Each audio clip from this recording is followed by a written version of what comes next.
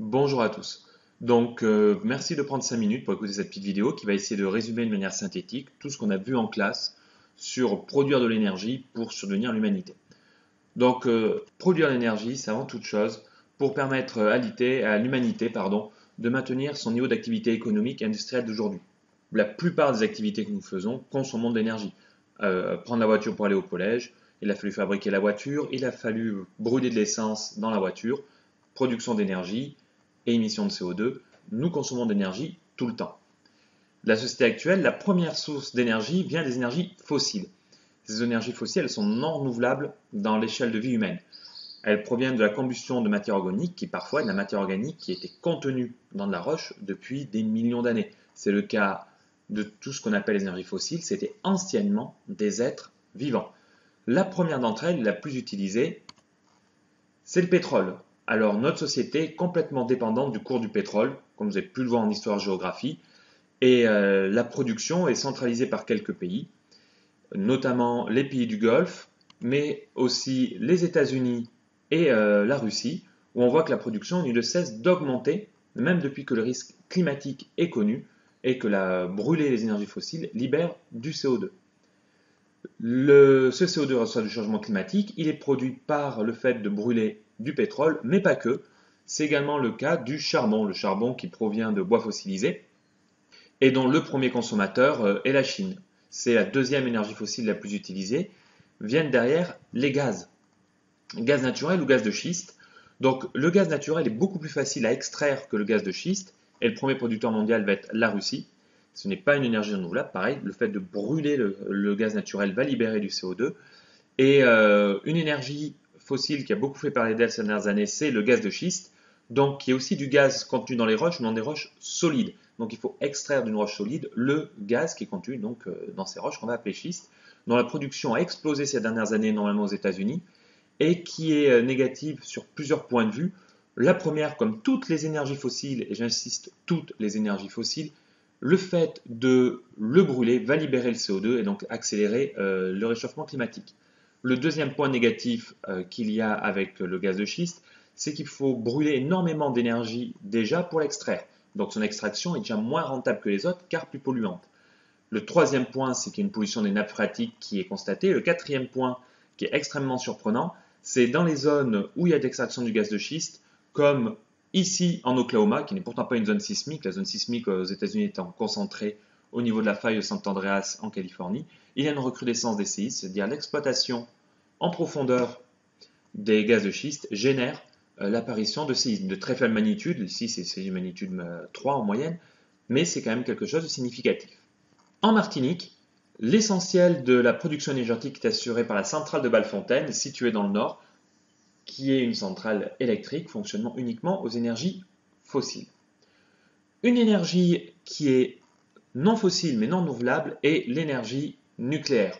Donc le nucléaire, c'est qu'on fracasse, on casse le noyau des atomes, d'atomes très lourds, pour produire de l'énergie. Le nucléaire n'est pas renouvelable parce que les atomes utilisés pour produire l'énergie nucléaire ne réapparaissent pas dans le temps de vie humain. Elle n'est pas fossile parce qu'il ne s'agit pas d'êtres vivants transformés en roches, finalement, qui permettent d'extraire l'énergie. Donc le problème nucléaire se situe dans un premier temps dans l'extraction de l'énergie nucléaire. Il s'agit d'énormes mines à ciel ouvert. Dans un second temps, il y a la centrale nucléaire en elle-même. La centrale nucléaire, les panaches blancs qu'on voit s'échapper de la centrale nucléaire sont évidemment pas polluants. Il s'agit uniquement de vapeur d'eau. Le souci de l'énergie nucléaire vient après. Que fait-on des déchets nucléaires ou même des centrales nucléaires quand ils sont devenus obsolètes? C'est un vaste sujet public avec notamment les campagnes pour savoir si on doit les enterrer, comme sur le site de la Bure par exemple. Ça, c'est le bilan des énergies telle qu'est notre société actuellement. On travaille beaucoup, on produit beaucoup à partir d'énergies fossiles et d'énergies non renouvelables.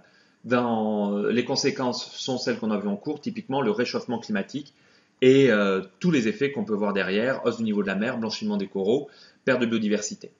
Pour essayer de réguler cette situation, l'humanité s'est d'effectuer, notamment depuis les accords de Paris, une transition énergétique. Cette transition énergétique, elle se passe via les énergies renouvelables. C'est des énergies dont le stock à l'échelle de vie humaine ou générationnelle est inépuisable.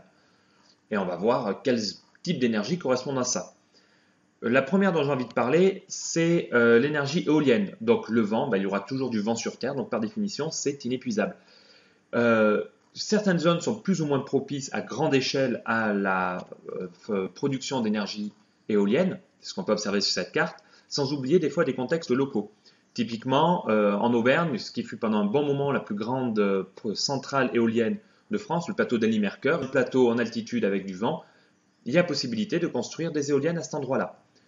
L'énergie éolienne est et restera une énergie de complément, parce qu'elle est limitée dans le fait qu'il n'y a pas du vent tout le temps, et la rentabilité est moindre que certains autres systèmes dont on va parler maintenant, ce qui n'empêche pas d'être un très bon système de complément. C'est pour ça qu'il y en a en Martinique, notamment au niveau du Vauclin, pas loin de Macabou.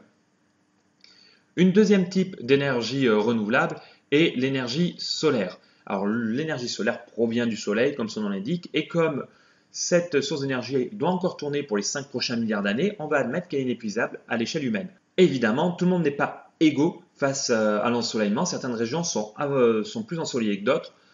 Ce n'est pas l'intensité lumineuse qui compte pour l'énergie solaire, c'est bien la quantité d'ensoleillement.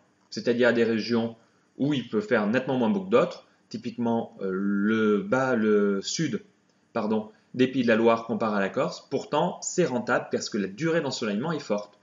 En Martinique et dans les DOM en général, des fermes solaires sont installées parce que la durée d'ensoleillement est très forte et c'est une bonne source d'énergie complémentaire. Le troisième mode d'énergie, c'est la géothermie, qui s'agit de récupérer l'apport calorique contenu dans la croûte terrestre, c'est-à-dire il y a de l'énergie latente, entre guillemets, stockée dans les premiers kilomètres d'épaisseur du globe, et le principe est de récupérer cette énergie pour l'utiliser à des fins humaines. Et là, c'est la même chose. Toutes les régions ne sont pas égales. Certaines régions n'ont aucun potentiel géothermique et d'autres très forts. Notamment en Guadeloupe, et comme à la Martinique, mais particulièrement en Guadeloupe, c'est déjà exploité, il y a des possibilités sur les sols volcaniques où nous sommes. Le dernier pôle d'utilisation des énergies renouvelables, c'est la biomasse. La biomasse, c'est tout support d'origine vivante, biologique, permettant la production d'énergie.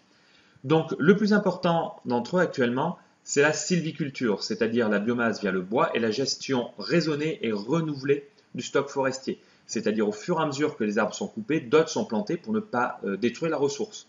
Je reviens, le point important de la sylviculture, c'est qu'il faut que les forêts soient renouvelées. Le deuxième point de biomasse qui est utilisable, c'est notamment la méthanisation. La méthanisation, c'est la dégradation et la production de gaz, de méthane, par la décomposition de certaines structures biologiques qui peut être utilisée pour produire de l'énergie. Et enfin, les biocarburants, dont une voie prometteuse, ce serait des biocarburants produits par des algues qui permettraient donc d'utiliser cette ressource énergétique produite de manière biologique. La transition écologique, passer de ces énergies fossiles aux énergies renouvelables, est possible. C'est notamment ce qui a été fait par la Suède, où on peut observer que notamment le chauffage urbain maintenant est majoritairement utilisé par la biomasse, et en l'occurrence la gestion raisonnée des forêts. On est passé aux alentours des années 80 d'une gestion qui était uniquement pétrolière à une gestion qui actuellement est massivement sur la biomasse. Et cette transition écologique, on la retrouve aussi en France, où en général, il y a eu une volonté d'accentuer cette filière. Nous sommes passés de moins de 10% en 2005 à presque 15% en 2013.